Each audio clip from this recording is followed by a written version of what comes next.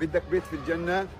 أول إشي شارك هذا المقطع وما تخليه يقف عندك، لأنه الدال على الخير كفاعله.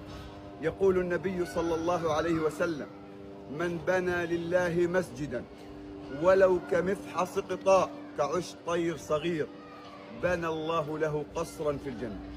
واليوم بهمة الخيرين، بهمة الأحرار، بهمة أهل الإيمان، سنقوم بإذن الله سبحانه وتعالى بإنشاء مسجد ومصلى في هذا المكان في شمال قطاع غزة المدمر، الذي يكاد أن يخلو من بيوت الله، الذي يكاد ألا يسمع فيه أذان.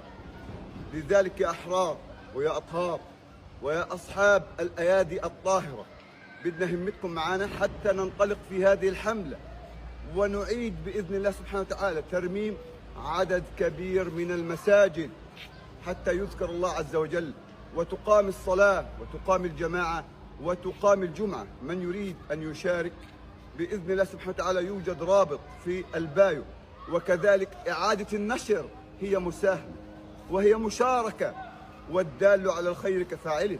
أوصلوا صوت غزة المكلوم، غزة المدمرة، للأحرار وللخيرين، والدال على الخير كفاعله.